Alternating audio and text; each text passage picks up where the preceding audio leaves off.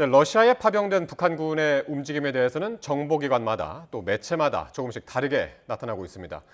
오늘은 북한군이 이미 우크라이나 내부에서 작전을 시작했다는 외신 보도가 나왔습니다. 이런 가운데 미국은 중국에 북한군 철수를 위해 개입해달라고 요청하는 것으로 알려졌습니다. 김도원 기자입니다. 북한군 일부가 이미 우크라이나 내부에 진입했다고 미국 CNN이 복수의 서방 정보당국자를 인용해 보도했습니다. 한 당국자는 북한군 상당수가 이미 작전에 들어간 것으로 보인다고 말했습니다. 지금까지는 북한군이 우크라이나의 러시아 점령지 쿠르스크 지역에 투입될 거라는 게 대체적인 관측이었습니다. 북한군이 우크라이나 내부에 있다는 건 이런 평가에서 한 발 더 나아간 거라고 CNN은 지적했습니다. 다만 미국은 여전히 신중한 입장입니다. So we have no information right now to corroborate the reports that there are DPRK forces inside Ukraine. 미국 정부는 북한군 철수를 위해 중국 정부에 북한 압박을 요청하는 것으로 알려졌습니다. 미국은 다른 나라들에도 중국 설득을 요청했으며 최근 제이크 설리번 백악관 국가안보보좌관이 관계 당국에 지시를 내렸다고 미국 정부 관계자들이 전했습니다. 이에 대해 매슈 밀러 국무부 대변인은 중국의 북한의 파병에 대한 미국의 우려를 확실하게 전달했다며 러시아와 북한의 행위에 대해 인접국인 중국도 우려해야 한다고 강조했습니다. 하지만 물밑에서 러시아를 지원하고 있는 중국이 북한군 파병 문제에 개입할 것인진 회의적인 시각이 우세합니다. YTN 김도원입니다. 대통령실은 러시아에 파병된 북한군 규모가 최소 11,000명 이상이고 이 가운데 3천여 명은 러시아 서부 교전 지역에서 적응 훈련을 받고 있다고 밝혔습니다. 또 우크라이나가 한국에 특사를 파견하는 문제를 이번 주 안에 논의할 것이라고도 했습니다. 강민경 기자의 보도입니다. 북한군의 러시아 파병을 둘러싼 국제사회의 긴장감이 높아지는 가운데 대통령실이 직접 북한군 참전 동향을 설명했습니다. 대통령실 고위 관계자는 북한군은 이미 11,000명 넘게 러시아군 체계로 편입된 위장 형태로 파병됐고 이 가운데 3,000명은 러시아 서부 교전 지역에서 적응 훈련을 받고 있는 걸로 보인다고 밝혔습니다. 이 관계자는 우리나라가 예고한 단계적 조치의 다음 단계는 북한군의 전투 개시 이후 진행될 거라고 밝혔는데 윤석열 대통령도 지난주에 비슷한 내용을 언급했습니다. 살상 무기를 직접 공급하지 않는다는 원칙을 가지고 있었는데 그러한 부분에서도 더 유연하게 북한군의 활동 여하에 따라 검토해 나갈 수 있습니다. 우크라이나에 곧바로 살상 무기를 지원할 가능성에는 일단 선을 긋는 모습입니다. 우크라이나가 155mm 등 포탄 지원을 직접 요청한 적은 없고 우리 역시 살상이 아닌 방어무기 지원부터 논의하는 게 상식적이라고 본다고 설명한 겁니다. 대통령실은 이번 주 안에 우크라이나 특사의 한국 파견 논의가 시작돼 양국 간 정보 교류가 이루어질 걸로 전망했습니다. 대통령실도 북한군의 활동을 분석할 모니터링 팀을 꾸려서 현지에 파견하는 방안을 검토하고 있습니다. 이번 파병으로 가장 우려되는 부분은 북한군이 전쟁 실전 경험을 체화할 수 있다는 것과 러시아의 정찰 위성 기술까지 지원받을 수 있다는 점이 꼽힙니다. 대통령실은 다음 주 미국 대선 결과와 상관없이 우크라이나 전쟁은 우리나라 안보에 중대한 신호를 보내는 단계에 와 있다며 안보를 지킨다는 관점에서 우방국과 긴밀히 소통해 나가겠다고 밝혔습니다. YTN 강민경입니다. 러시아를 방문 중인 최선희 북한 외무상이 세르게이 라브로프 러시아 외무장관과 전략적 협의를 한다고 타스 통신 등이 보도했습니다. 외신들에 따르면 마리아 자하로바 러시아 외무부 대변인은 현지 시각 30일 최 외무상이 러시아를 공식 방문 중이라며 구체적인 내용 등은 추후 안내하겠다고 말했습니다. 이어 최 외무상이 지난 6월 북러 정상회의 합의에 따라 라브로프 장관과 전략적 협의를 하기 위해 러시아를 방문했다고 설명했습니다. 네, 이런 가운데 북한 내부에서는 미국 대선을 겨냥해서 핵실험과 또 대륙간 탄도미사일 발사 준비를 마쳤다고 우리 군 정보당국이 국회에 보고했습니다. 러시아로 파병된 북한군은 전선 투입이 임박했고 선발대는 이미 전장에 있을 수 있다는 분석도 나왔습니다. 보도에 홍민기 기자입니다. 국방부 소속 국방정보본부는 미국 대선 전후로 북한이 핵 이슈를 부각하기 위해 7차 핵실험을 할 가능성이 있다고 국회 정보위원회에 보고했습니다. 이미 김정은 국무위원장이 우라늄 농축시설을 방문했고 풍계리 핵실험장의 내부 준비도 끝난 것으로 보인다는 겁니다. 풍계리의 3번 경도를 이용한 핵실험이 이루어질 가능성이 있고 시점에 대해서는 미국 대선을 비롯한 전략 환경을 고려해서 김정은의 결단을 통해서 군 정보당국은 또 북한이 우주 발사체를 비롯해 ICBM급 장거리 탄도미사일 발사 준비도 거의 마쳤다며 역시 미 대선을 전후해 발사가 이뤄질 가능성이 있다고 설명했습니다. 이동식 미사일 발사대까지 준비가 끝나 특정 지역에 배치된 상황인데 다만 거치대에 장착된 상태는 아닌 것으로 파악됐습니다. 러시아에 파병된 북한군은 아직 전선에 정식으로 투입됐다는 정보는 없다면서도 격전지 쿠르스크 등의 투입이 임박한 건 사실이라고 분석했습니다. 폭풍군단 지휘관 등 일부 선발대는 이미 전장에 있을 개연성도 있다고 덧붙였습니다.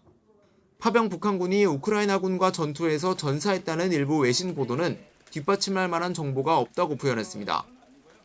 북한군이 언어와 지역 문제 때문에 러시아군과 섞여 활동할 가능성이 있고 드론전과 평원 전투에 익숙하지 않아 피해가 작지 않을 거란 관측도 전해졌습니다.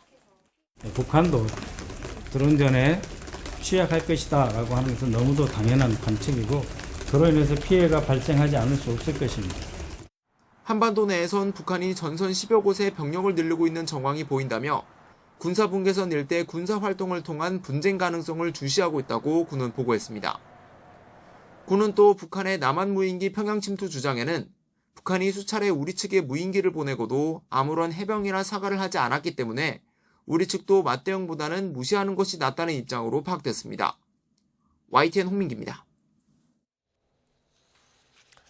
취임 100일을 맞은 국민의힘 한동훈 대표가 기자회견을 열고 김건희 여사 등 대통령의 친인척을 감찰하는 특별감찰관을 관철하겠다는 의지를 거듭 밝혔습니다. 임성재 기자의 보도입니다. 당대표 취임 100일 기자회견에서 한동훈 대표는 그간 강조해온 변화와 쇄신을 당이 주도해야 한다고 목소리를 높였습니다. 특히 앞서 김건희 여사 논란 해소 방안으로 꺼내든 특별감찰관을 반드시 관철할 거란 점을 분명히 했습니다. 특별감찰관은 관철되어야 하고 그렇게 될 겁니다. 그렇게 말씀드립니다. 그것도 안 해가지고 우리가 어떻게 민심을 얻습니까? 앞으로 더 조심하겠다는 건데 조심 안 할 겁니까? 관철될 겁니다. 다만 여러 차례 표출된 대통령실과의 갈등 상황을 의식한 듯 관련 발언은 기자들과의 질의응답 과정에서 나왔고 기자회견 모두 발언에선 김 여사를 직접 지칭하지 않았습니다. 최근 드러난 문제 등으로 표현을 순화했는데 민심을 기준 삼아 11월 안에 매듭지어야 할 문제가 있다며 우회적으로 해결 의지를 드러냈습니다. 정부의 분명한 성과가 있는데도 몇몇 상황에 가려 제대로 평가받지 못하고 있는 만큼 조속히 국민 우려와 실망을 해소해야 한다는 겁니다. 제대로 평가받고 그에 터잡아서 개혁의 동력을 키우기 위해서는 겨울이 오기 전에 11월에 먼저 매듭지어야 할 것들이 있습니다. 다만 뭉치고 단결하겠다는 말을 수차례 반복하며 대통령실과의 단합 의지도 빼놓지 않았습니다. 4대 개혁 추진 등에 있어 정부의 성과를 추켜 세우며 대통령실도 변화의 길로 가고 있다고 강조한 것도 같은 맥락으로 읽힙니다. 민주당을 향해선 여야의정 협의체 참여와 북한의 러시아 파병에 명확한 입장을 요구하는 동시에 더는 이재명 대표 방탄을 위해 헌정 위기를 조장하지 말라고 촉구했습니다. 일각에선 한동훈 대표가 김 여사 문제 해결에 구체적인 시안을 제시하며 이 대통령실을 향한 압박 수위를 한층 더 끌어올렸다는 평가도 나옵니다. 조만간 열릴 특별감찰관 논의를 위한 이 국민의힘 의원총회가 취임 100일 이후 한 대표의 리더십을 가를 주요 분기점이 될 것으로 보입니다. YTN 임성재입니다. 한동훈 대표의 100일을 바라보는 당내 평가는 크게 엇갈렸습니다. 한 대표 측은 당 쇄신을 위해서 고군분투했다고 평가했지만 친윤계는 통합에 더 힘써야 한다고 지적했습니다. 보도에 손효정 기자입니다. 변화와 쇄신을 거듭 강조했던 한동훈 대표와 마찬가지로 친한계도 지난 100일은 당과 정부가 다시 국민의 마음을 얻기 위해 노력한 시간이었다고 의미를 부여했습니다. 특히 김건희 여사 논란 해법을 두고 대통령실이나 당 상황이 녹록지 않았지만 한 대표의 개혁 방향은 바람직했다고 평가했습니다. 지금 한동훈 대표 체제에서 어려움은 있지만 민심을 따라가려고 한다는 면에 있어서는 변화와 쇄신의 방향은 맞고 다만 성과를 이야기한다면 그 부분은 조금씩 평가가 다를 수도 있을 것 같습니다. 반면 친윤계에선 한 대표의 당내 통합과 소통 의지가 아쉬웠다는 평가가 나왔습니다. 원내대표와 상의 없이 특별감찰관 추진을 발표하는 등 소통 방식이 거칠고 일방적이었단 겁니다. 충정은 알 것 같아요. 그러나 이게 지금 형식이나 방식이 조금 잘못됐다. 왜냐하면 의총 공개하자, 투표하자라고 또 싸울 거예요. 방법론 가지고 또 싸울 거예요. 중진 의원들도 대통령에게 각을 세우는 한 대표를 향해 쓴소리를 쏟아냈습니다. 오선 중진 권영세 의원은 한 대표가 특별감찰관을 밀어붙이며 분란을 일으켜선 안 된다며 변화와 쇄신을 더 크게 바라봐야 한다고 지적했고, 윤상현 의원도 여권의 분열을 경계했습니다. 윤석열 대통령과 정치적 공동 운명체다, 여당 대표다, 이런 것을 좀 더 생각하셔야 된다, 이런 말씀을 드립니다. 이런 가운데 친윤계 일부 의원들은 임기 반환점을 앞둔 대통령실에 인적 개편을 포함한 국정 쇄신 방안을 전달한 것으로 알려졌습니다. 친한계와 친윤계 모두 국정 쇄신의 필요성에는 공감하고 있지만 입장차가 현격한 대목은 쇄신을 위한 구체적인 방법론인 것으로 보입니다. 한 대표가 이 꼬인 매듭을 어떻게 풀어가는지에 따라 향후 여권 권력 구도도 영향을 받을 수밖에 없다는 분석입니다. YTN 손효정입니다. 네, 지난 국민의힘 대선 경선 당시 여론 조작 정황과 또 윤석열 대통령 부부의 당무 개입 의혹을 의심케 하는 명태균 씨의 통화 녹취가 잇따라 공개됐습니다. 여권은 신빙성의 의문을 제기하고 있습니다. 보도에 나혜인 기자입니다. 국민의힘 대선 후보 경선을 앞둔 2021년 9월, 명태균 씨는 여론조사 업체 미래한국연구소 직원 강혜경 씨에게 여러 차례 미공표 자체 조사를 지시했습니다. 구체적인 조사 문항까지 꼼꼼히 챙겼는데 윤석열 당시 예비후보와 직접 소통한 듯 말하기도 했습니다. 윤석열, 유승민, 그다음에 누구지? 홍준표, 그다음에 황교안에 한번 넣고 그것 좀 빨리 좀 해줬으면 좋겠어요. 아까 윤 총장 전화했는데 궁금해하더라고. 명 씨는 부인하고 있지만 여론조사 결과를 조작했다는 의혹도 불거졌습니다. 이처럼 명 씨가 당시 윤석열 후보를 위한 여론조사를 해주고 그 대가로 대선 직후 치러진 재보궐선거에서 김영선 전 의원의 공천을 따냈다는 게 강혜경 씨 주장입니다. 김 전 의원이 재보선으로 5선에 성공하자 국회 부의장직 도전 여부를 조언하며 대통령 부부를 언급하는 명 씨 육성도 새롭게 공개됐습니다. 그 사람은 대통령이 만든 거잖아. 국회 부의장 얘기하면 고민 중이다. 항상 그렇게만 표현하고 대통령이나 사모님 오다가 없으면 나가면 안 돼. 명 씨는 의혹을 제기한 강혜경 씨가 자신에게 누명을 씌우고 있다고 주장하고 있습니다. 강 씨의 업무 능력을 깎아내리며 여론조사는 조작한 게 아니라 판세 분석을 위해 보정한 거라고 반박했고 김건희 여사를 언급한 건 허풍이었다는 취지로 해명했습니다. 하지만 민주당은 김 여사가 공천 개입을 넘어 명 씨와 함께 국정을 농단한 게 아니냐며 당 차원의 진상조사기구를 띄웠습니다. 윤석열 대통령은 누가 진짜 대통령이냐는 국민의 물음에 답해야 합니다. 국정농단을 꺾을 방법은 김건희 특검뿐입니다. 여권은 명 씨와 거리를 두는 모습입니다. 불법 여론조사를 막는 이른바 명태균 방지법을 발의하며 제도 개선에 집중하면서도 명 씨를 둘러싼 폭로 내용에는 반응하지 않고 있습니다. 또 어떤 기본적인 사실 가지고 좀 과장하는 그런 측면도 있는 거고, 그래서 정확한 진실을 모르겠습니다. 대선 후보 경쟁자였던 홍준표 대구시장 역시 설령 명 씨가 여론 조작을 했더라도 결과는 바뀌지 않았을 거라며 문제 삼을 생각이 없다고 밝혔습니다. 명태균 씨를 향한 검찰 수사가 진행 중인 가운데 야당은 이번 의혹을 김 여사 특검 공세의 동력으로 삼는 모습입니다. 여당은 야당이 실체 없는 의혹으로 정쟁을 유발한다고 맞서고 있어 대통령실을 상대로 한 올해 마지막 국정감사에서도 난타전이 예상됩니다. YTN 나힌입니다. 강원 동해시의 산란계 농장에서 고병원성 AI 조류 인플루엔자가 발생했는데 올가을 들어 가금 농장에서 발생한 첫 조류 인플루엔자입니다. 송세혁 기자가 보도합니다. 닭 700여 마리와 오리 80여 마리를 사육하는 농장입니다. 진입로가 통제된 채 방역 요원들이 분주하게 움직입니다. 이 농장에서 죽은 닭의 검체를 농림축산검역본부가 정밀 검사한 결과 전염력이 높은 고병원성 AI 조류 인플루엔자로 최종 확인됐습니다. 앞서 닭 50마리가 갑자기 폐사하자 농장주는 동해시에 신고했고 방역당국은 이 농장에서 기르던 닭과 오리에 대해 선제적 매몰에 들어갔습니다. 지금 살짝은 다 끝나고 처리까지 저녁 때까지. 고병원성 AI가 가금 농장에서 발생한 건 올해 가을 들어 처음으로 경남 창녕 농장 확진 이후 5달 만입니다. 강원도는 해당 농장 반경 10km를 방역지역으로 정하고 역학 관련이 있는 농가 5곳을 중심으로 소독과 예찰을 강화했습니다. 또 전국 모든 가금 농장과 작업장, 축산 차량에 24시간 이동 중지 명령이 내려졌습니다.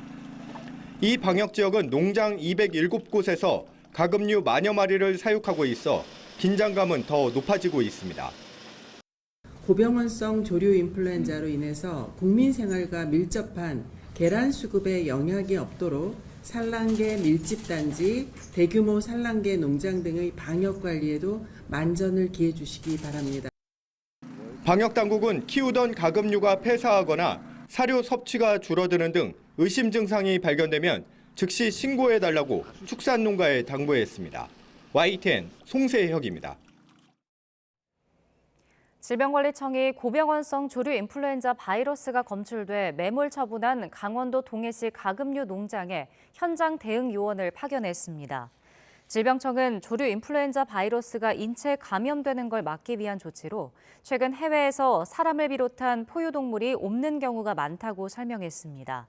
다만 현재까지 국내에선 인체 감염이 보고된 적은 없습니다. 최근 일제 강제징용 피해자인 양금덕 할머니에 이어 이춘식 할아버지도 제3자 변제 방식의 피해 배상금을 수령한 것으로 확인됐습니다. 보도에 홍선기 기자입니다. 일제 강제징용 피해자인 이춘식 할아버지 측이 정부가 마련한 제3자 변제 방식의 피해 배상을 수용했습니다. 이춘식 할아버지 측은 일제 강제동원 피해자 지원재단으로부터 징용 피해 손해배상 승소 판결에 따른 배상금과 지연 이자를 수령한 것으로 확인됐습니다. 그러나 이춘식 할아버지 장남은 자신은 알지 못하는 일이라며 아버지가 현재 의사표명조차 하기 어려운 상황이라고 밝혔습니다. 아버님은 얼마 전부터 노안과 선망증으로 예양병원에 입원해 있으시고 정상적 의사소통이 어려운 상황입니다. 이를 취소할 수 있는지도 논의하겠습니다. 이춘식 할아버지는 함께 소송을 냈던 양금덕 할머니와 최근까지도 일본 측에 직접 배상을 받겠다며 정부 안을 거부해왔습니다. 일본을 대신해 변제하겠다는 우리 정부를 강하게 비판하기도 했습니다. 나는 솔직히 대통령이 우리나라 대통령인지 애국 대통령인지 도대체 감을 못 잡겠습니다. 지난주 양금덕 할머니 측이 배상금을 수령했을 당시에도 본인이나 가족으로부터 명확한 설명은 없었습니다. 양 할머니와 이 할아버지 등 먼저 소송을 냈던 15명 가운데 생존자들은 모두 배상금을 수령했지만 배상 절차가 마무리된 것은 아닙니다. 고인이 된 고 정창희 할아버지와 고 박혜옥 할머니의 유족은 여전히 배상금 수령을 거부하고 있습니다. 또 추가로 승소한 52명에 대해서는 재원 부족으로 제3자 변제마저 이루어지지 못하고 있어 이 같은 방식이 완전한 해법인지에 대해서는 여전히 의문입니다. 여기에 각 법원에서 일제 강제징용 피해 배상을 요구하는 소송이 수십 건이나 진행 중이어서 아직 넘어야 할 산이 많다는 지적이 나옵니다. YTN 홍선기입니다. 이른바 서울대 N번방 사건의 주범과 공범이 1심에서 각각 징역 10년과 징역 4년을 선고받았습니다. 김다연 기자의 보도입니다. 지난 5월 서울대 졸업생을 포함한 남성들이 동문 등 여성 지인들의 사진을 음란물과 합성해 유포했다는 사실이 알려졌습니다. 이른바 서울대 N번방 사건으로 확인된 피해자만 60여 명에 달했습니다. 5개월여의 재판 끝에 1심은 주범 40대 박모 씨에게 징역 10년을, 공범인 30대 강모 씨에게 징역 4년을 각각 선고했습니다. 재판부는 국내 최고 지성이 모인 대학교에서 박 씨 등이 허위 음란물을 만들고 지인을 능욕하는 디지털 성범죄를 저질렀다고 지적했습니다. 이어 아무 잘못 없는 피해자를 사냥감 고르듯 선정해 장기간 성적으로 모욕하고 인격을 말살했다고 질타했습니다. 재판부는 또 박 씨 등이 텔레그램을 이용해 범행을 저질렀다는 점도 짚었습니다. 보안성을 이용해 처벌을 피할 거란 오만으로 범행을 저질렀다며 익명성에 숨어 법과 도덕을 무시한 결과가 어떤 것인지 인식시키는 것이 사법부 책무라고 강조했습니다. 박 씨 등은 재판 과정에서 정신적 문제로 범행했다며 선처를 호소했지만 재판부는 이들이 잘 나가는 여성에 대한 열등감과 증오심으로 범행한 것이라고 보고 받아들이지 않았습니다. 피해자 측은 선고 직후 기자회견을 열고 있어서는 안 될 범죄에 대한 엄중한 판결이라고 환영했습니다. 모든 피해자분들이 그렇게 강력한 처벌을 좀 희망을 했었던 부분이고요. 앞으로도 정말 우리 사회 전체가 이제 신뢰감, 정의감을 좀 회복하는 그런 노력이 필요하다고 생각됩니다. 재판부는 주범 박 씨에게 이례적으로 검찰의 구형량과 같은 형량을 선고했습니다. 엄벌을 통해 사회의 경종을 울릴 필요가 있다고 본 건데 중형을 선고받은 박 씨와 강 씨가 항소에 나설지 주목됩니다. YTN 김다현입니다.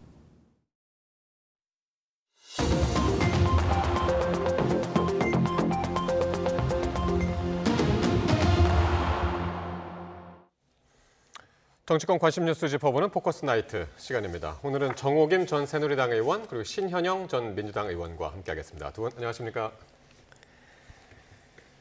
네, 오늘 취임 100일을 맞은 한동훈 대표가 오늘 기자회견에서 변화와 쇄신을 다시 한번 강조를 했습니다. 이어진 질의응답에서는 특별감찰관이 반드시 필요하다고도 했는데요. 먼저 듣고 말씀 나누겠습니다. 개혁의 성과들이 그리고 과제들이 몇몇 상황들에 대한 국민들의 실망과 우려에 가려져서 제대로 평가받지 못하고 있는 것이 안타깝습니다. 역설적으로 그런 우려와 실망을 해결하고 극복한다면 개혁 추진은 정말 제대로 힘을 받을 수 있을 겁니다. 특별감찰관은 관철되어야 하고 그렇게 될 겁니다. 그렇게 말씀드립니다. 그것도 안 해가지고 우리가 어떻게 민심을 얻습니까? 앞으로 더 조심하겠다는 건데 조심 안 할 겁니까? 관철될 겁니다. 자, 한동훈 대표, 김 여사에 대해서 직접 언급은 안 했지만은 특별감찰관은 관철되어야 하고 관철될 것이다. 꼭 관철시키겠다는 겁니까? 사실 지금 민주당은 네. 특감이 아니라 특검이다. 특별감찰관을 관철시킨다 해서 이게 문제 해결이 아니고 김 여사와 관련해서 지난 과거에 어떤 일이 있었는지를 낱낱이 밝히겠다는 거거든요. 그걸 한동훈 대표가 모를 리가 없어요. 그럼에도 불구하고 지금 특별감찰관을 강조하는 데에는 일단 그 민주당 판 특검을 1차적으로 막는 하나의 뚝이 될 수 있다라는 그런 기대와 더불어서 지금 국민의힘 내에서는 이 특별감찰관을 관철시키는 것이 한동훈 대표의 리더십이라든지 당내 장악력을 보여주는 하나의 잣대처럼 돼버렸거든요. 그렇기 때문에 한동훈 대표로서는 이 특별감찰관을 지금 관철시키지 않을 수 없는 상황이 된 것이죠. 예.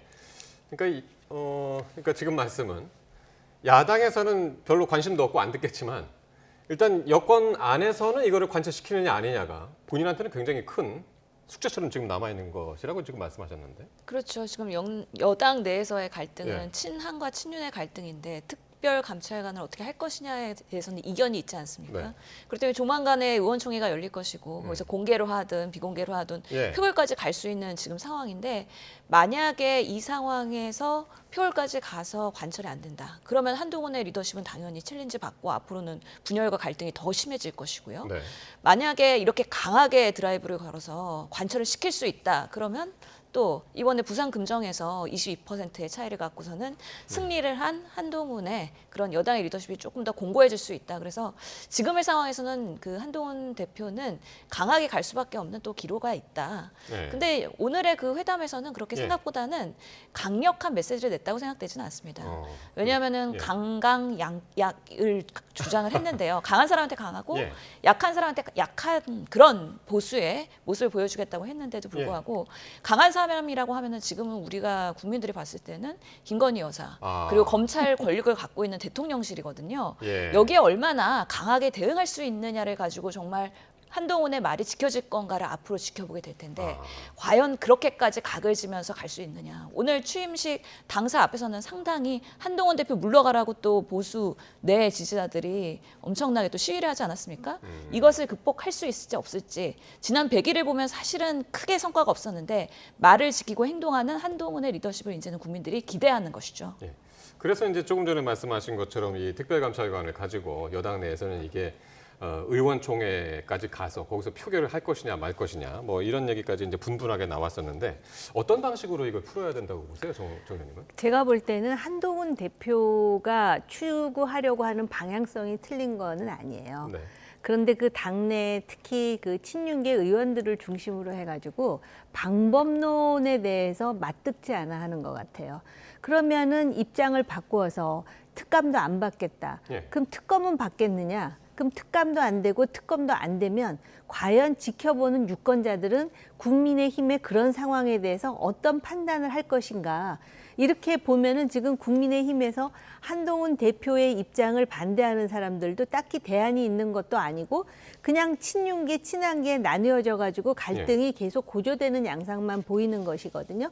그렇기 때문에 가장 중요한 거는 추경호 원내대표와 한동훈 대표 간에 표현은 뭐하지만 담판을 하든지 아니면은 전격적인 타결을 해서 특감을 관철시키는 게 맞아요. 왜냐하면은 특감을 지금 가면 안 된다는 말씀이시죠? 특감을 민주당이 안 받는다 그랬지만 민주당이 특감을 강조했었잖아요. 또 국민의힘은 특감이 물론 공식적인 대통령 공약 사항은 아니지만 하겠다고 하지 않았습니까?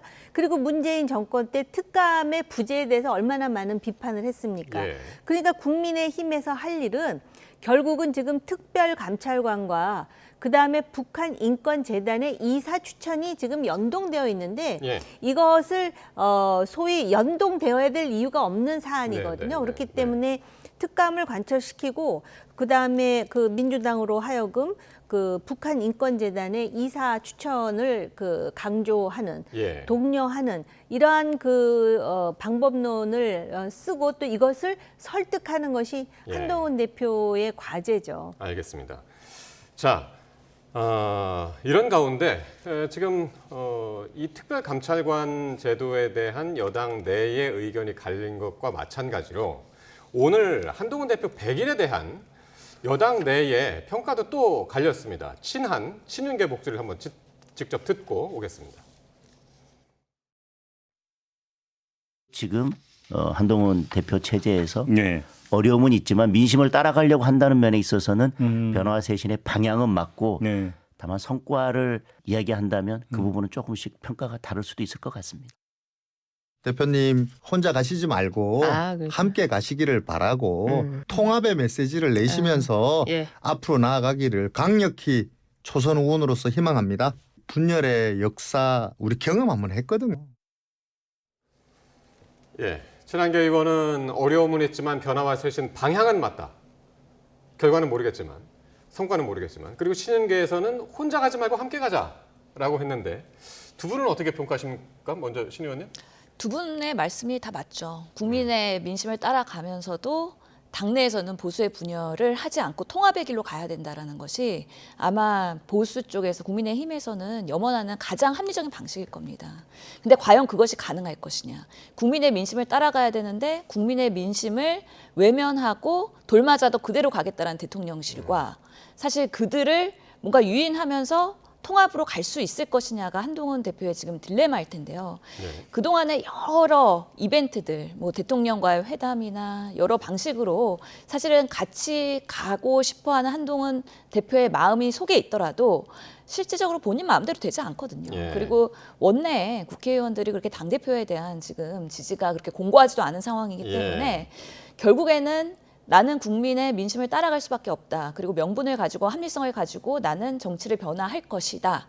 라는 메시지를 내고 있지만 많은 기존의 국민의힘 의원님들 한동훈 대표에 대한 리더십보다는 뭔가 지금 중진 의원들 모임 따로 하고 있고 또 친윤 의원님들은 또 다른 생각을 하고 있을 거란 말이죠. 그러면서 지금 통합의 길로 가면서 민심의 눈에 따라갈 수는 없을 것이다. 둘 중에 하나를 선택해야 된다. 그런데 한동훈 대표는 오늘 100일 기자회견에서 나는 국민 따라갈 것이다. 라고 명확하게 선언을 한 것으로 보입니다. 그러네요. 지금 말씀 듣고 보니까 뭐 친윤계도 그렇고 대통령실도 그렇고 친한계도 그렇고 다 당정은 하나다라는 목소리는 같잖아요. 같이 가자라는 건 같은데 서로 자기를 따라오라고 이제 얘기를 하는 듯하게 이제 들리는데 대통령실가 이제 계속 엇박자를 내는데 앞으로 성과를 좀 낼 수 있을까 모르겠네요. 그러니까 이제 이런 일이 그렇게 흔하지 않은 상황이 되어 버려서 그렇거든요. 보통 대통령을 낸 정당은요. 당 대표가 있어도 대통령의 목소리가 워낙 크게 그 그림자가 굉장히 깊이 드리워져 있지 않겠습니까? 그리고 지금 이제 원내에서 의정 활동을 하는 사람들의 대다수는 본인들의 어떤 공천과 당선에 있어서 대통령의 어떤 영향력이라든지 그런 부분 내지는 대통령 중심으로의 2022년부터 이제 출범을 했으니까 2년 반이 되려면은 11월 10일 아직 안 된 거예요, 반도 임기가. 조금 남았습니다. 그런 상황에서 이 사람들은 관성적으로 대통령을 중심으로 그렇게 그 정치 활동을 해왔기 때문에 새로운 리더, 더군다나 대통령과 지금 완전히 각이 서 있고 날이 서 있는 한동훈 대표의 리더십에 대해서 선뜻 받아들이거나 그러기가 쉽지 않을 거예요. 그럼에도 불구하고 한동훈 대표가 뭐 잘한 일이 100일 동안 하나도 없다 그러는데 제가 볼 때 한 가지가 있어요.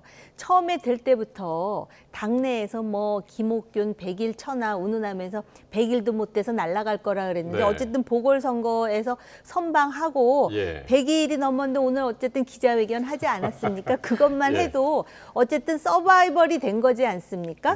그렇기 때문에 이런 일은 어떻게 보면은 마치 또 자연현상처럼 너무나 당연한 그런 갈등이요 긴장일지 모르겠습니다. 그런데 이 국민의힘의 소위 한동훈 대표에 대해서 반대하는 사람들도 이 국내 정치의 환경을 본다면 지금 이런 한가한 소리를 할 때가 아니고요.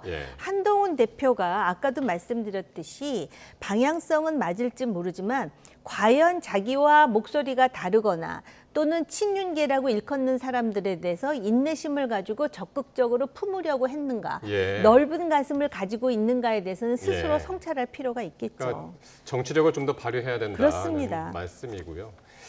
자, 조금 뭐 주제를 좀 바꿔보겠습니다.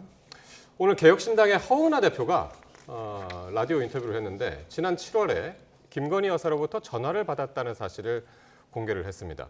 한 보수 농객이 어제 이런 얘기를 했습니다. 김 여사가 한 야당 대표한테 전화를 해서 나 억울하다라는 그런 감정적인 토로를 했다고 했는데 허 대표가 그게 본인이었다고 자백을 한 셈인가요? 오늘 어떻게 들으셨습니까? 저 커밍아웃을 한 거죠. 그게 나였다. 근데 왜 이 타이밍에 최근 전화도 아닌데 공개가 된 건지 모르겠다. 용산발 그 보도인 것 같은데 나는 공개할 그런 생각도 없었고 전혀 그런 의지가 없었는데 사실은 뭐 설명을 들어보면은 허은하 당대표가 시부상 당했을 때 위로에 그런 전화가 텔레그램으로 왔다는 거 아닙니까?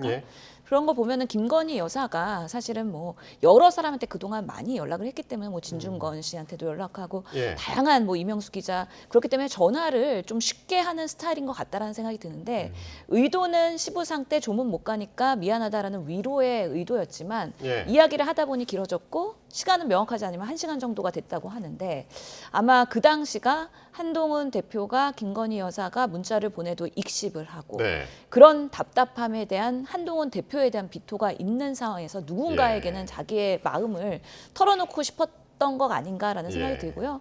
워낙에 뭐 허은하 국민의힘 의원 때부터 예. 뭐 같이 만찬에 초대도 되고 해서 관계는 기본적으로 있었기 때문에 허은하 의원이면 나의 마음을 알아줄 수 있을 거겠지라는 뭔가 좀 기대 심리가 있었던 것 같은데 이미 예. 허은하 대표는 개혁신당의 당대표고요. 야당 대표이기 때문에 그런 본인의 솔직한 심정을 얘기하는 것 자체가 부적절하다. 그렇군요. 그리고 만나자까지 얘기했다는데 얼마나 진지하게 제안했는지는 모르겠지만 그런 방식으로 지금 그 당시에 김 여사의 명품백의 이슈나 이런 것들이 개혁신당이 두둔할 수 없는 예. 상황이기 때문에 그런 전화 한 통으로 달라질 수 있는 건 없을 텐데 참 예. 그런 면에서는 좀 가벼운 그런 알겠습니다. 행동이지 않았나라는 생각합니다. 근데 사실 지금도 이제 계속 말씀드리고 이제 말씀하셨고 했지만은 이 시점이 어제 이게 장성철 소장이었죠. 장성철 평론가, 그러니까 보수논계 대표적인 보수논계이고. 근데 이게 지난주에 이 전화 통화를 했다라고 그랬어요. 네. 어제 이야기하기로는. 근데 시점이 7월 12일이라고 오늘 네. 허은하 대표는 얘기했단 말이에요. 그러니까 이 시점이 중요한 게 지난주면은 지금 각종 의혹들이 다 쏟아져 나오던 때였고 12일이면은 그래도 익심 논란이 막 터졌을 때, 익심 문자 논란이. 그래서 이 시기에 따라서도 좀 듣는 사람에 따라서는 쟁점이 다를 것 같거든요. 네. 네. 그 시기는 전대 전이 맞아요. 그러니까 장성철 소장은 대통령실과 관계 있는 모 인사로부터 몇 주 전이라고 들었대요. 2주 전이라고. 근데 이제 네. 본인은 그렇게 들었는데 알고 봤더니 허은하 대표가 맞고 그것은 국민의힘 전당대회 전이었던 7월 12일에 통화였다는 것으로 지금 정리는 다 됐어요. 예. 그리고 국민의힘 일각에서는 허은하 대표가 마치도 먼저 메시지를 보내고 전화를 한 것처럼 주장을 했으나 그건 사실이 다르다. 그러니까는 메시지를 보낸 쪽도 영부인이었고 예. 그래서 감사하다는 답변을 하자 전화가 왔다라고 지금 허은하 대표가 정리를 하더라고요. 제가 놀란 예. 거는 말입니다. 일반 회사에서도 회장 부인이나 CEO 부인이 팀장이나 상무한테 전화를 하면 여성 상무한테 상당히 당혹스러울 것 같거든요. 근데 여기 정치판이에요. 정치판에서 대통령이 전화를 해도 상당히 이례적일 텐데 영부인이 정치인에게 직접적으로 그것도 번호를 알아가지고 예.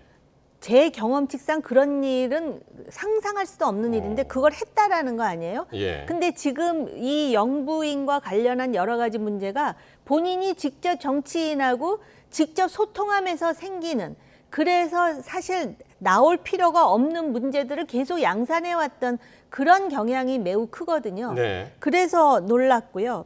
그다음에 이게 전당대회 전이잖아요. 예.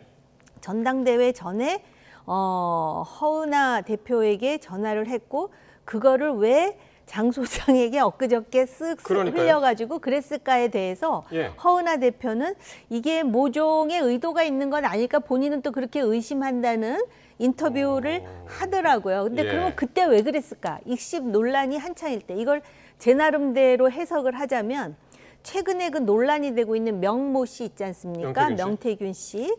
그 내용을 가만히 보면 자기들끼리 일련의 궁중암투 같은 그런 권력투쟁이 있거든요. 사실 권력투쟁이라고 말하기도 민망해요. 솔직히 말씀드리면. 예. 마치 나인들 간의 그 암투 같은 그런 일들이 벌어지는데 네. 지금 바로 그 한동훈이라는 어떤 그 뭐라 그럴까 처음에는 매우 사이가 좋았으나 전당대회의 이제 결과를 앞두고 굉장히 이제 그 긴장이 고조되고 또 자기 메모를 보냈음에도 불구하고 자기가 사과한다 그랬는데 읽고 씹었다 네. 해가지고 또 공격하지 않았습니까? 그때 이준석 의원이 있는 개혁신당의 대표에게 전화를 했다라는 거는 나름대로 김 여사 나름대로 일련의 뭐 EEJ 비슷한 걸 했나? 이건 순전히 제 개인 생각이에요. 예, 예. 그런데 그런 생각마저 들 정도인데 일단 우리 대통령의 영부인이 예. 정치인에게 이렇게 전화하는 자체가 예. 밝혀졌다는 게 영부인에게도 별로 그렇게 긍정적이지 못할 뿐만 아니라 한국 정치의 토양을 볼 때도 바람직하지 못한 일이 또 일어난 것이죠. 예. 그러니까 지금 이거는 정리가 됐네요. 지금 말씀 듣고 보니까 장성철 소장이 원래는 지난주 그러니까 뭐 몇 주 전 이렇게 이제 최근을 얘기했었는데 그거는 7월 12일로 정리가 됐고 그 대상도 상대도 야당의 한 대표는 한 야당의 대표는 이제 허은하 개혁신당 대표로 정리가 됐는데 그러면 왜 허은하 대표는 이걸 누구한테도 말한 적이 없다라고 이야기를 했는데 그럼 장성철 소장은 누구한테 들었냐? 전화 통화한 대상이 이렇게 있는데 한쪽은 내가 얘기한 게 아니라고 그랬으면 다른 한쪽이겠죠.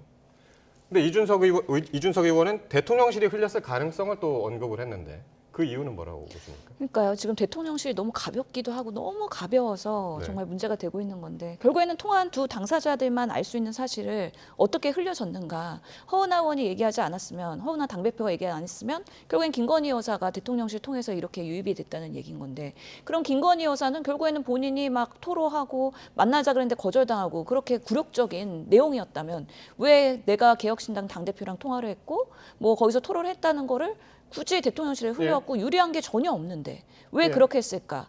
근데 또 한편으로 개혁신당에 생각하면 지금 말씀하신 것처럼 명태균 씨의 이슈가 결국에는 명태균 씨가 있고 김 여사의 공천 개입이 있고 여론 조작이 됐고 여러 가지 복잡한 과정 중에서 또 이준석 개혁신당과의 또 연결되는 이야기가 있지 않습니까? 뭐 칠불사에서 매화를 심었네 만나서 뭐 김영선 비례대표 1번을 주네 만에 하면서 이 명태균 씨의 큰 폭탄을 지금 이게 국민의힘이 떠안을 거냐 김건희 여사 정부 여당이 떠안을 거냐 아니면 개혁신당이 떠안을 거냐 서로 이렇게 폭탄 돌리게 하고 있는 상황에서 김건희 여사가 뭐 이렇게 개혁신당이랑도 모종의 연결고리가 있다. 그래서 우리는 다 연결돼 있다라는 것들을 은연중에 간접적으로 내보이기 위해서 또 이런 것이 이 타이밍에 나온 거 아닌가? 그럼 신 의원님 라고 말씀은 의심할 수도 있겠죠. 그러니까 지난번에 7월 말에 국민의힘 전당대회 전에 한동훈 대표와 김 여사와의 익심 논란, 문자 무시 논란 그게 있었던 것처럼 허은하 대표가 연락을 받고도 이거를 입 다물고 있었다. 비슷한 맥락으로 보시는 그렇죠. 거네요. 개혁신당 당대표가 지금 가장 문제가 되고 있는 김건희 여사와 뒷선에서는 연락하고 있다라고 하면 개혁신당은 야당이지만 사실은 그 정체성에 대해서 또 챌린지를 받을 수밖에 없는데 이 타이밍에 나온 거에 대해서 개혁신당은 매우 불편할 수밖에 없겠다. 어쨌든 이거는 근데 신 의원님 개인적인 생각이시고 어떻게 들으셨습니까?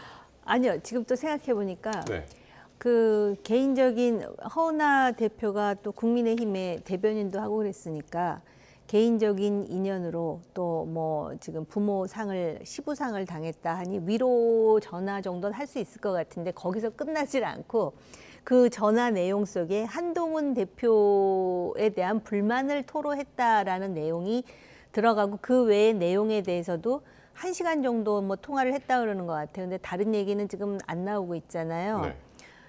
그런데 제가 아까 이제 왜 그런 말씀을 드렸냐면은 얼마 전인가 이것도 사실은 우리가 언론 보도를 가지고 지금 상상을 하기 때문에 틀릴 수 있는 그런 부분이긴 하지만은 이준석 대표가 한참 그 성추문으로 코너에 몰려 있을 때 여사 측 사람이 이준석 대표에게 연락해서 권성동을 날릴 테니 뭐 그런 얘기 들어보셨죠? 저희 언론 보도에서 본 기억이 나는데 이것도 지금 비슷한 맥락인가? 그러니까는 갑자기 왜 야당 대표가 된 사람한테 전화를 해가지고 지금 그 국민의힘의 당 경선이 아마 그때 한창일 때 아니었을까요? 7월 12일이면 열흘 정도 남겨놓고 그런데 왜 거기다가 한동훈 대표, 그러니까 대표 후보죠. 후보 그 당시에는 후보에 대한 불만을 왜 다른 당 제3의 소수당 대표에게 그렇게 토로했을까? 그러니까 안 하셔도 되는 일을 너무나 많이 하고 다니셨다 생각이 듭니다. 어쨌든 뭐 지금 이거는 아무도 모릅니다. 그때 왜 전화를 했고 이게 누가 지금 이 허은하 대표하고 전화 통화한 사실을 누가 공개를 아무도 모르는 상황에서 지금 일단은 우리가 해석의 여지가 너무나 많은 상황에서 그냥 두 분의 상상만 한 겁니다. 두 분의 말씀을 지금 들은 거고요. 다음 이야기로 넘어갈 텐데요. 또 뭐 명태균 씨 얘기입니다. 공천 개입 의혹의 이제 핵심 인물 명태균 씨의 통화 녹취가 또 공개가 됐는데 지금 들으실 녹취가 두 가지인데 첫 번째는 지난 대선 경선 당시에 여론조사 조작을 시사하는 내용이 담겨 있습니다. 한번 듣고 오겠습니다. 윤석열, 유승민, 그 다음에 누구지? 홍준표, 그 다음에 황교안이 한번 넣고 그거 좀 빨리 좀 해줬으면 좋겠어요. 아까 윤 총장 전화했는데 궁금해하더라고. 윤 후보가 궁금해하니까 빨리 좀 해달라라고 이제 독촉을 했는데 이게 미공표 여론조사의 가능성도 지금 또 제기가 되고 있어서 미공표 여론조사면 또 이제 조작하고 또 연결이 되고 이제 그런 해석 여지가 이것도 있어가지고 말이죠.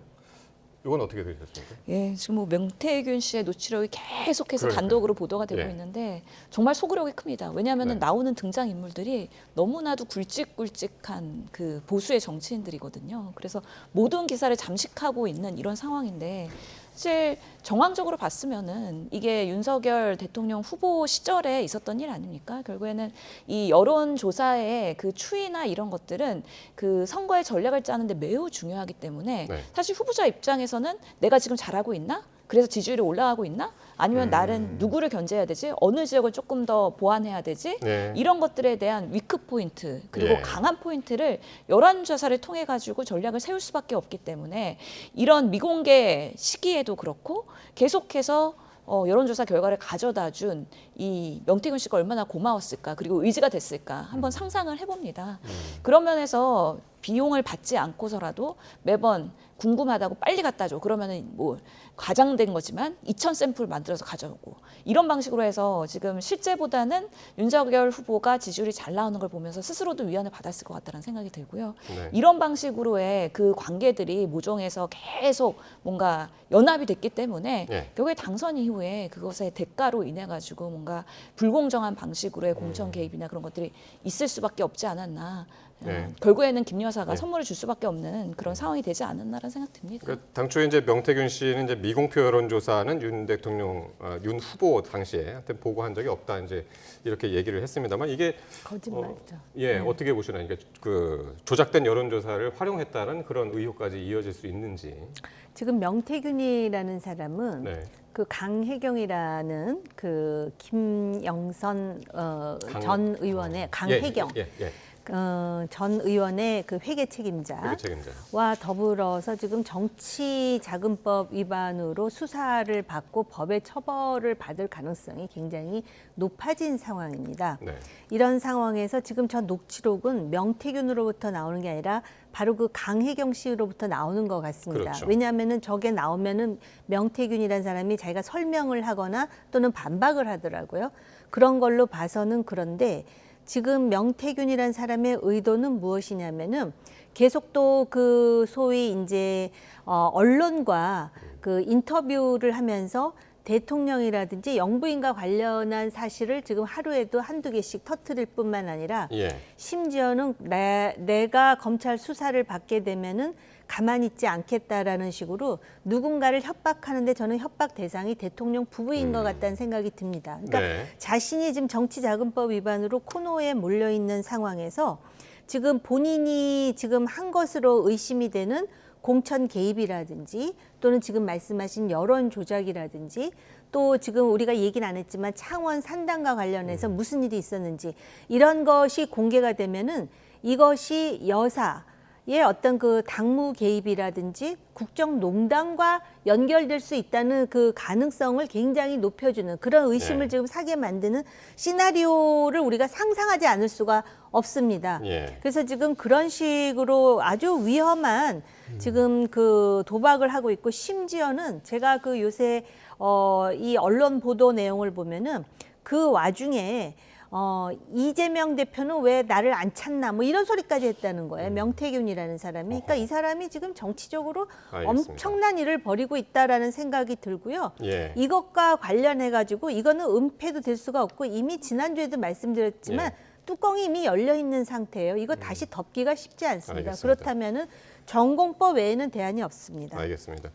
첫 번째 녹취 들으셨고 두 번째 녹취는 사실 김영선 전 의원이 재보선으로 이제 5선에 성공을 했는데 그 이후의 이야기인데 국회 부의장직에 도전하는 여부를 조언하는 명시 육성인데 요거를 듣기에는 지금 시간이 좀 많지 않아서 일단 민주당에서는 요 얘기만 듣고서는 다음 주제로 가죠. 민주당에서는 지금 당 차원에서 그 명태균 씨 관련해서는 상설특검으로 가자 이것만 따로 떼가지고 지금 일반 특검 말고 그렇게 지금 이야기를 하고 있는 것 같습니다. 지금 결국에는 김건희 여사의 공천 개입 여부가 네. 가장 핵심인데 네. 명태균 씨와 강혜경 씨만 지금 뭔가 수사를 받고 구속이 되고 이런 처벌을 받게 될 수도 있다라는 우려가 분명히 있는 것이고요. 네. 항상 김건희 여사의 이슈가 되면 검찰은 작아지는 모습을 보입니다. 그렇기 때문에 제대로 사실관계와 진상규명이 되어야 된다. 근데 특검법으로 가기에는 워낙에 그 반발도 심하고 거부권으로 계속 도돌이표만 되고 있으니 기존에 있는 상설특검법을 활용해서 네. 이런 부분을 제대로 빠르게 규명할 건 해야 된다라는 네. 입장에서 관련한 TF나 그렇군요. 이런 것들이 움직이고 있는 것입니다. 예.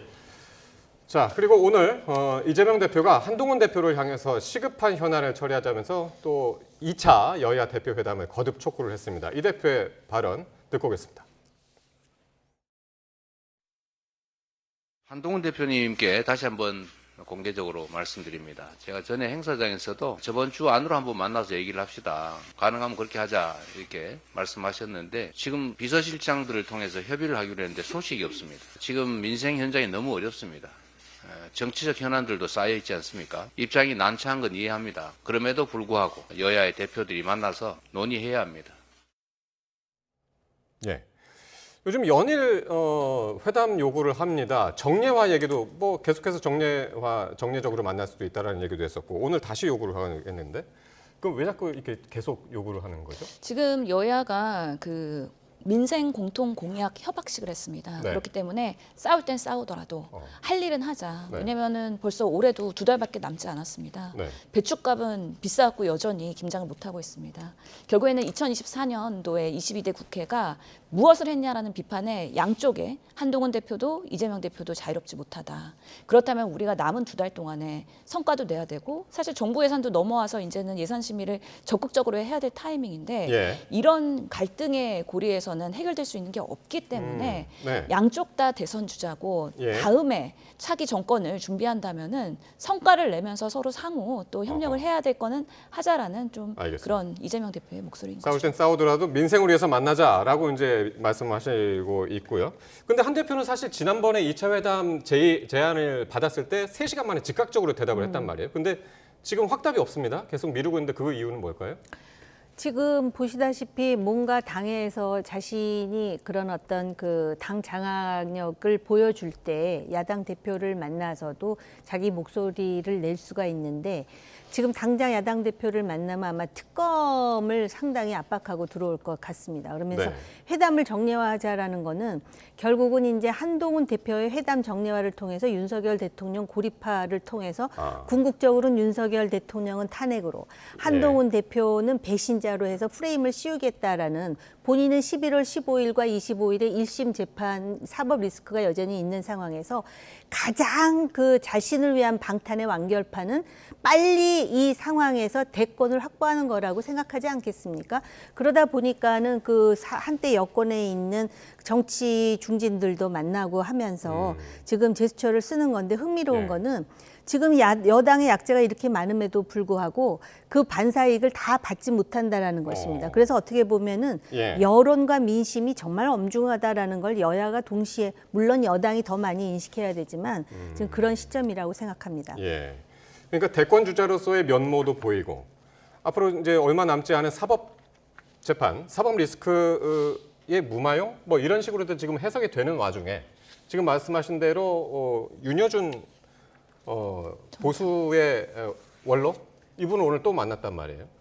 요 얘기 잠깐만 하고 마치죠. 네. 예, 윤여준 전 환경부 장관님을 만났는데요. 보수의 원로 중에 원로라고 할 수 있는 거죠. 근데 오늘 중요한 말씀을 많이 하신 것 같아요. 민주주의 훈련 덜 된 분들이 권력을 잡았다.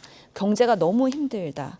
그리고 윤석열 이런 대통령이 국민 지지도에 신경을 안 쓴다. 이런 부분에 있어서 상당한 우려의 목소리를 내신 거거든요. 그래서 이재명 대표의 역할이 크다. 지금 이 시점에서의 우리 대한민국을 잘 유지하기 위해서 정치의 역할을 해달라는 당부의 말씀이었는데요.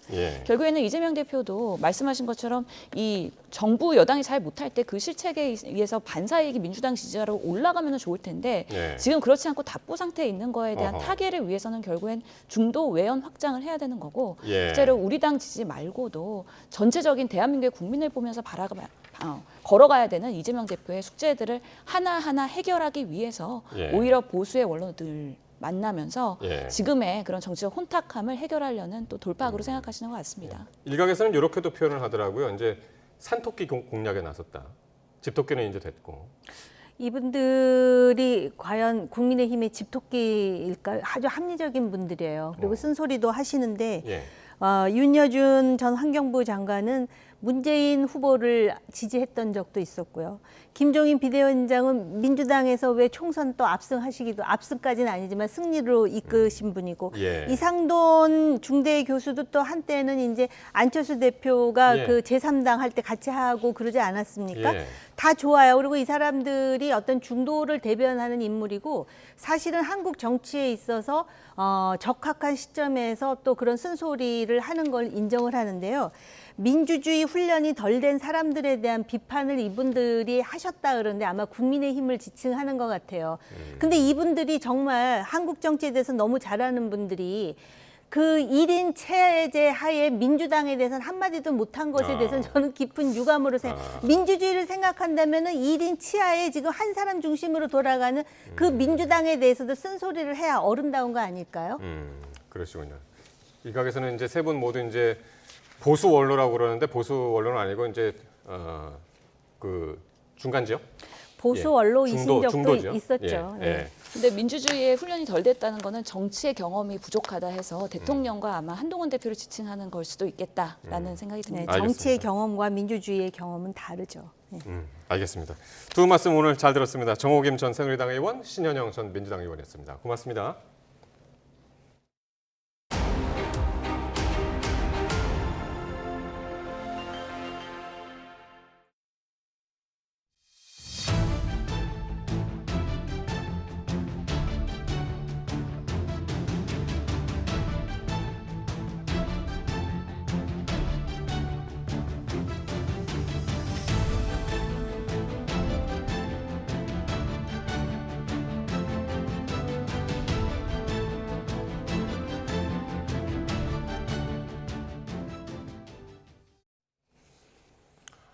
러시아가 육해공 3대 핵 전력을 총동원한 대규모 전략 핵 훈련을 실시하면서 핵 무력을 과시했습니다. 모스크바를 방문한 최선희 북한 외무상이 러시아 측과 어떤 전략적 협의에 나설지도 주목됩니다. 보도에 정유신 기자입니다.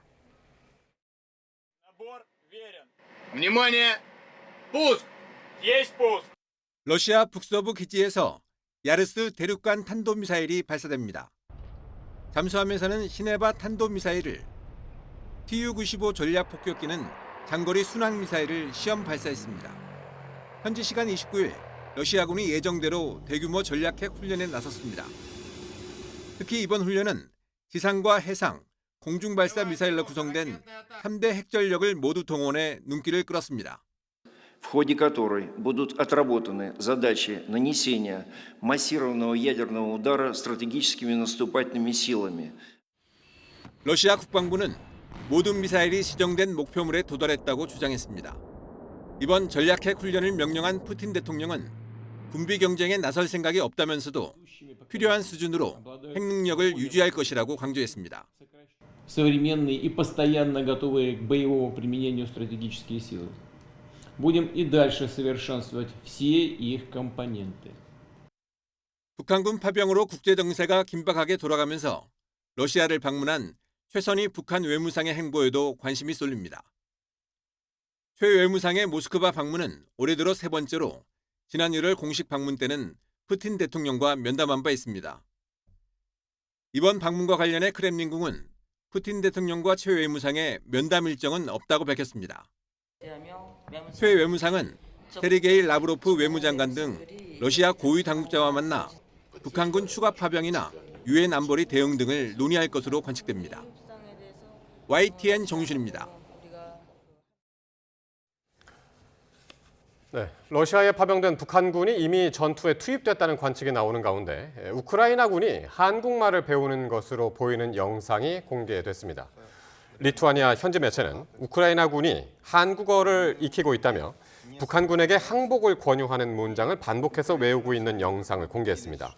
공개된 영상을 보면 손들어, 무기 버려, 저항하지 마 같은 투항과 설득을 목적으로 한 문장들 위주로 배우는 것으로 보입니다.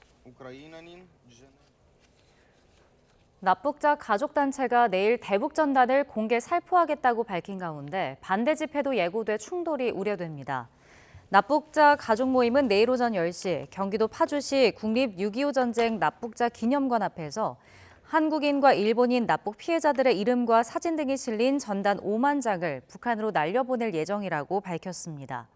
같은 시각 대북전단 살포를 반대하는 시민단체 평화위기 파주 비상행동과 파주시 이장단 등도 맞불 집회에 나설 예정입니다. 이에 따라 경찰은 경기 북부경찰청과 파주경찰서 등 경력 1000여 명을 현장에 투입해 양측이 충돌하지 않도록 통제할 방침입니다. 네, 이 전세자금 대출 보증을 해주는 주택도시보증공사의 자본 확충을 위한 5천억 원 규모의 채권 발행 일정이 중단됐습니다. 전세 보증 차질로 이어질 거라는 우려가 나오고 있습니다. 최두희 기자입니다. 전세 대출을 받을 때 보증을 서주는 국토교통부 산하 공기업 주택도시보증공사 허그. 하지만 집주인 대신 세입자의 전세금을 돌려주는 과정에서 발생하는 대위 변제액이 최근 몇 년 새 급격히 늘었습니다. 전세 사기 여파로 인해 지난해 대위 변제액이 3조 원이 훌쩍 넘더니 올해는 9월 말에 이미 3조 원을 넘어선 상황. 하지만 집주인으로부터 돈을 제대로 돌려받지 못하면서 손실 누적으로 인해 허그의 보증 발급에도 빨간불이 켜졌습니다. 이에 따라 허그는 5천억 원 규모 신종 자본증권을 발행해 자본 확충에 나서기로 한 상황. 하지만 금융당국이 관계부처 추가 협의가 필요하다며 절차 중단을 통보해 일정에 차질이 생겼습니다. 앞서 금융당국이 가계대출을 죄는 와중에 국토부가 정책대출인 디딤돌 대출 규제를 놓고 오락가락 행보를 보인 데 이어 또다시 비슷한 엇박자 논란이 이어지고 있는 셈입니다. 부처 간 협의체가 좀 더 강화될 필요가 있습니다. 급박하게 돌아가는 시장을 관리하기 위해서는 그렇게 정기적으로 금융당국의 그 회의 말고도 언제든지 그 소통될 수 있는 창구가 필요하지 않나 생각이 들어요. 엇박자 논란으로 시장 혼란이 증폭됐다는 지적이 일자 국토부는 금융위원회 등 관계부처가 긴밀한 협의를 하고 있다고 해명했습니다. 김병환 금융위원장도 허그 자본 확충 관련 일정이 중단된 건 정책대출 관리 차원이라는 지적과는 무관하다며 선을 그었습니다. 유가증권 신고서를 내는 과정에서 충분한 정보를 이제 서로 협의가 돼서 안이 만들어지면 그러면 뭐 허그의 자본 확충, 건전성 제고에는 차질이 없도록 그렇게 연말까지 허그가 자본금을 늘려놓지 않으면 내년부터 신규 보증 발급 등 관련 업무에 큰 차질을 빚을 거란 우려가 나오는 가운데 관련 부처 간 소통 노력이 그 어느 때보다 절실한 상황입니다. YTN 최두입니다. 체코 반독점 감시 당국이 수십억 달러에 이르는 한국 수력 원자력과 체코 정부 간의 원전 건설 계약을 일시 중단시켰다고 AFP 통신이 보도했습니다. 체코 경쟁사무소의 마틴 스발다 대변인은 원전 입찰을 놓고 한국 수력 원자력과 경합을 벌인 프랑스 전력공사 EDF 그리고 원전 기술 문제로 한수원과 지식재산권 소송을 벌이고 있는 미국 웨스팅하우스 측의 제안을 받아들여 선제적 조치를 내렸다고 밝혔습니다. 그는 이번 조치가 원전 입찰 결과에 대한 양측의 이의 제기에 평가할 시간을 줄 것이라고 설명했습니다. 이 같은 외신 보도에 대해서 한수원은 내년 계약 체결을 목표로 차질 없이 진행 중이라고 밝혔습니다. 한수원은 입장문을 내고 체코 경쟁 당국이 진정을 접수했기 때문에 관련 표준 절차에 따라서 예비 조치를 한 것으로 알고 있다며 계약 협상은 정해진 절차와 일정에 따라 내년 3월 계약 체결을 목표로 차질 없이 진행하고 있다고 강조했습니다. 의대생 휴학이 허용되면서 의대들의 휴학 승인이 속도를 내고 있습니다. 교육부는 동맹 휴학 불가 원칙을 재확인하면서 대통령실과 발을 맞췄습니다. 김주영 기자입니다. 교육부가 의대생 휴학을 대학 자율에 맡긴다고 발표하자 연세대학교와 고려대학교가 바로 휴학을 승인했습니다. 다른 30여 개의 의대에서도 조만간 승인 절차가 진행될 전망입니다.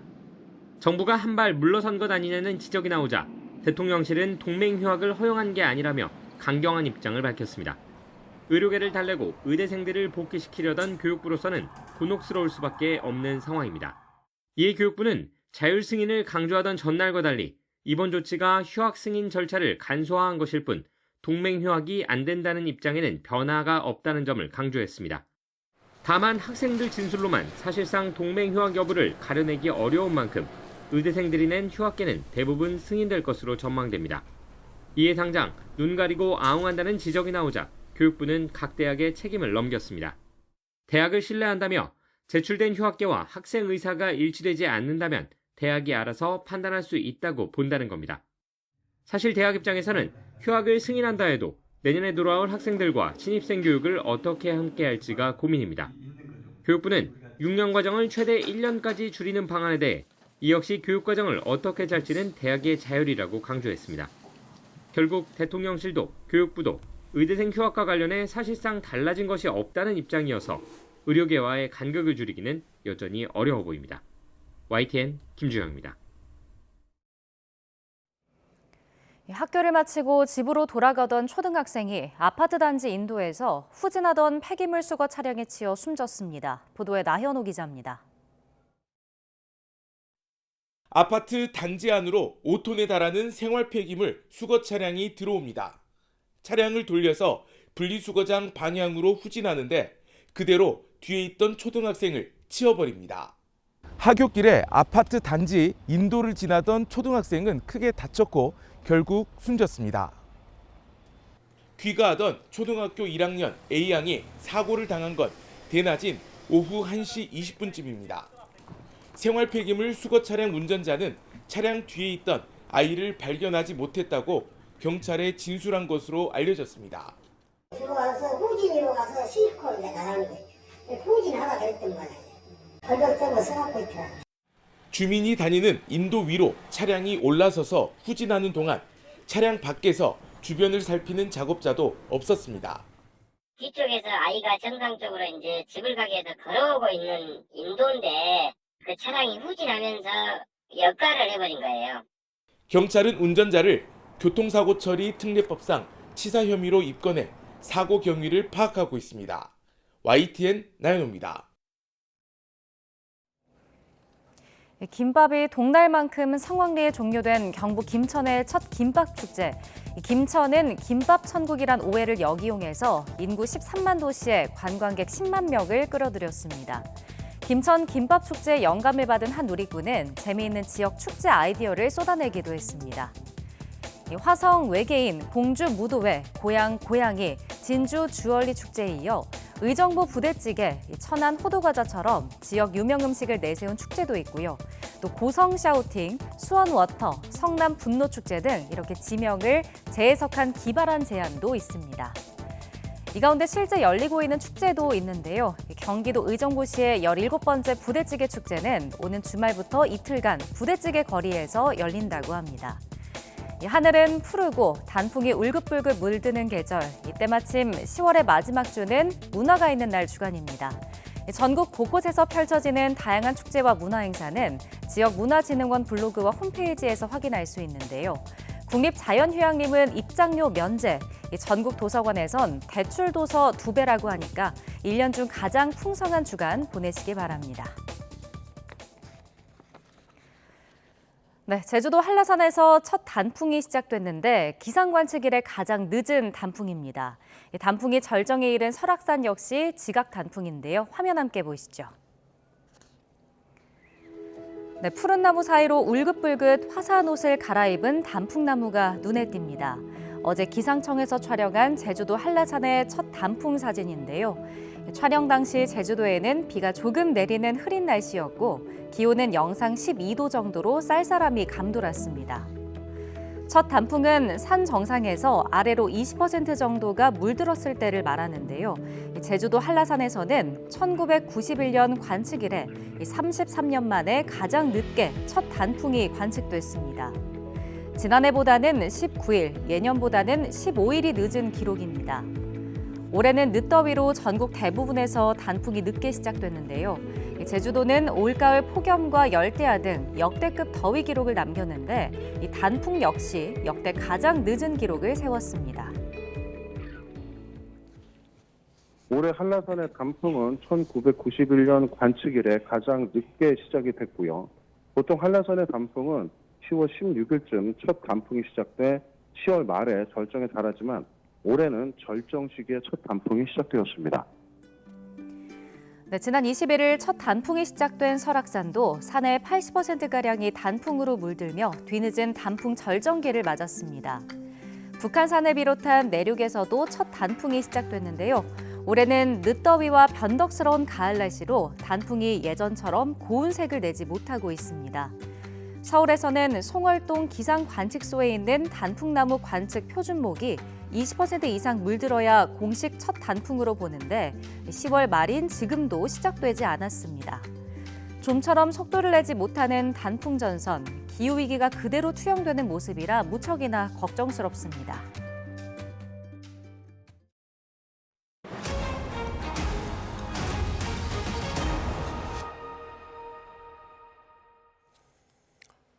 서울 압구정동의 한 아파트 화단 곳곳에 마약을 파묻은 20대 남성이 구속됐습니다. 경찰은 이 남성이 누군가에게 마약을 전달하려 한 것으로 보고 있습니다. 유서현 기자가 보도합니다.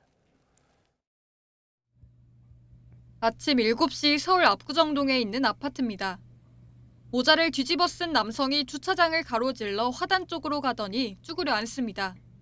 한참 동안 뭔가를 파묻는데 다름 아닌 액상 대마 카트리지였습니다. 범인은 모종삽을 이용해 이곳을 비롯한 아파트 화단 곳곳에 마약을 묻은 것으로 파악됐습니다.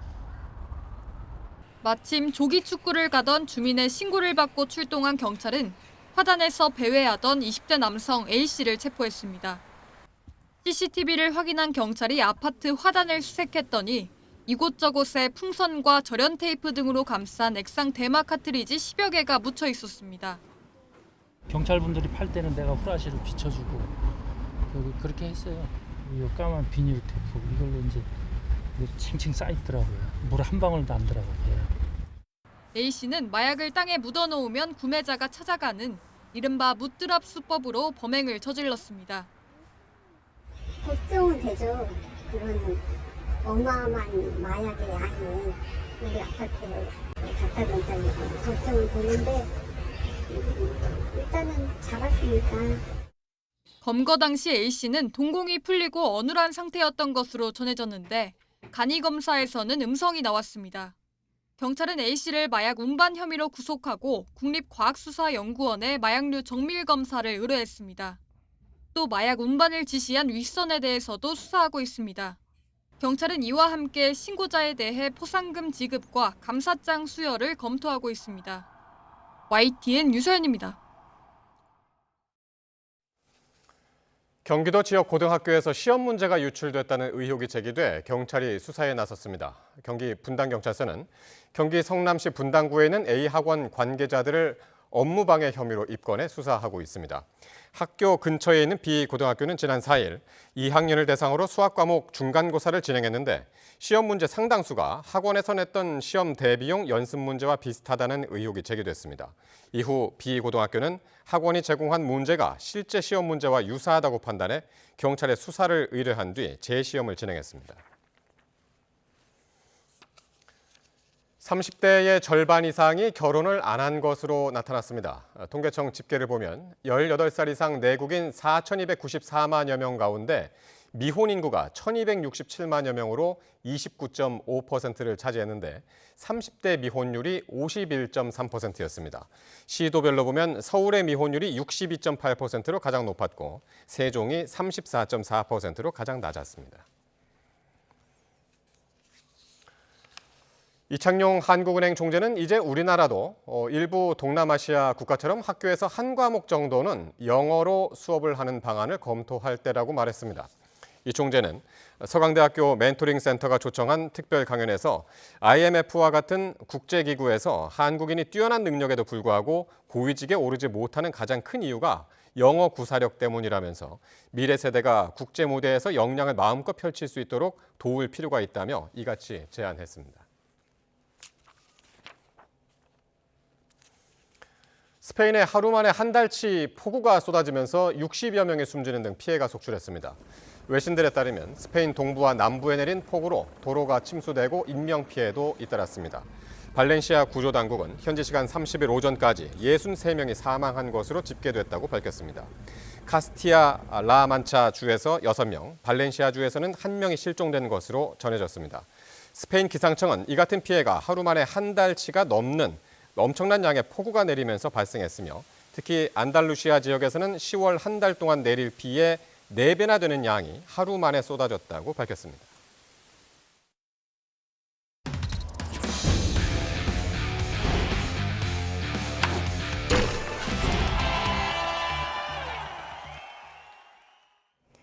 기아와 삼성의 한국 시리즈는 불펜에서 승부가 갈렸다고도 볼 수 있는데요. 불펜 투수가 이번 FA 시장에서 주목을 받고 있습니다. 이경재 기자입니다. 선발 양현종이 3회를 버티지 못하고 마운드를 내려왔던 5차전. 하지만 기아엔 믿을만한 불펜진이 버티고 있었습니다. 2와 3분의 1이닝을 무안타로 막아낸 김도현부터 8회 투런 만루 6개 등판에 퍼펙트로 남은 경기를 책임진 정혜영까지. 기아는 6과 3분의 1이닝을 6명의 투수가 무실점으로 막아내며 마침내 우승 트로피를 들어올렸습니다. 한국 시리즈 5경기에서 기아와 삼성은 모두 20이닝 이상을 불펜 투수에 맡겼는데 1점대와 5점대 평균 자책점, 결과는 뚜렷하게 달랐습니다. 물론 다른 요소도 많았지만 불펜 능력이 가른 시리즈라고 해도 틀린 말은 아닙니다. 젊은 선수들이 준비를 굉장히 잘해준 것 같고 그 기회를 선수들이 잘 잡아줘서 저희 팀이 이렇게 조금 더 나은 뎁스가 형성이 되고 앞으로도 명문으로 갈 수 있는. 투수의 역할 분담이 분명해지면서 큰 경기뿐 아니라 정규 시즌에서도 모든 팀이 불펜 투수에 목말라하고 있는데 이번 FA 시장이 더 주목받는 이유입니다. 리그 수준급 마무리 롯데 김원중과 41살의 노장이지만 올 시즌 홀드 타이틀 차지한 SSG 노경은 한국 시리즈에서 5경기에 모두 나와 5이닝을 무실점으로 틀어막은 기아의 장현식과 두산에서 53경기에 등판한 김강률 등이 일단 관심을 받을 것으로 보입니다. 기아의 우승과 함께 대장정에 막을 내린 프로야구. 이제 내년 시즌을 바라보는 프런트의 시간. FA 시장은 금요일쯤 KBO의 공시와 함께 본격적으로 막이 오릅니다. YTN 이경재입니다. FC 서울이 이번 시즌 프리미어리그 출신 제시 링가드의 깜짝 이적으로 성적은 물론이고 팬심까지 2마리 토끼를 다 잡았습니다. 보도에 김영수 기자입니다. 영국에서 날아온 피리 부는 스타가 꽃샘 추위로 얼어있던 상암벌을 달궜습니다. 5만 명 넘는 구름 인파를 몰고 오면서 첫 홈경기부터 최다 관중 역사를 쓴 지난 3월. 낯선 한국 운동장을 밟았던 링가드도 당시를 생생하게 기억합니다. When I first arrived to Korea, when I got to the airport and I seen the fans, it was amazing to see the love and the appreciation, that they showed. And obviously, I remember the first game, we had obviously more than 50,000 that showed up. 시즌 초반 나태한 플레이를 펼치다 감독의 불호령에 정신이 번쩍된 링가드는 성실한 K리그로 완벽하게 변신해 팀의 기둥 역할을 해냈습니다.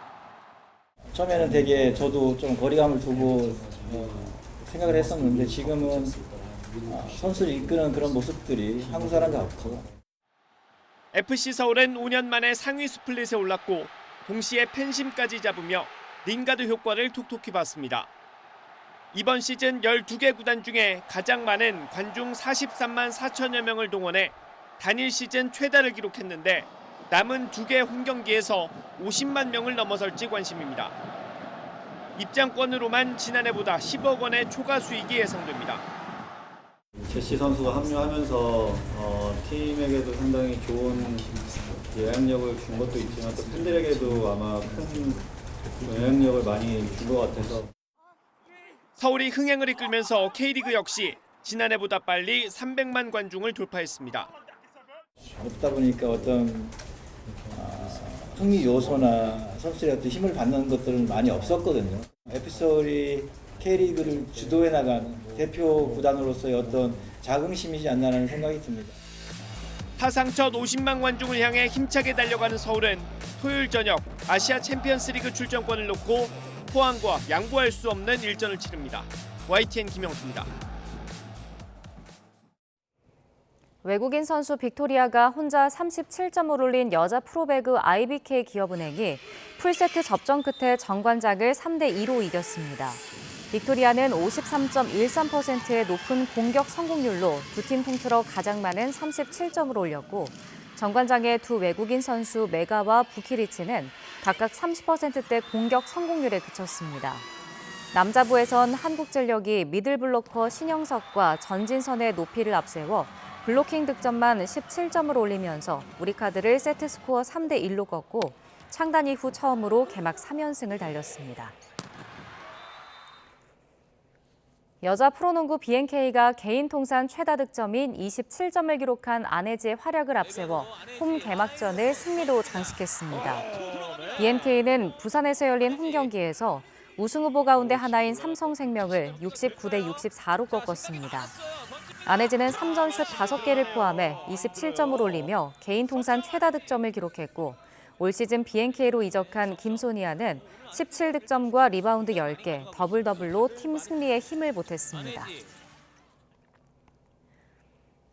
우리나라 유도의 올림픽 첫 금메달을 남긴 하영주 대한체육진흥공단 상임감사가 2024년 대한민국 스포츠 영웅으로 선정됐습니다. 하영주 상임감사는 지난 1984년 LA 올림픽에서 남자 95kg 이상급을 제패했고 이듬해 세계선수권 은메달, 1986년 서울 아시안게임 금메달 등 국제대회에서 굵직한 성적을 냈습니다. 프로배구 사상 첫 여성 사령탑을 지낸 조혜정 전 GS칼텍스 감독이 향년 71세로 별세했습니다. 조 전 감독은 지난해 말부터 췌장암과 싸워온 것으로 전해졌습니다.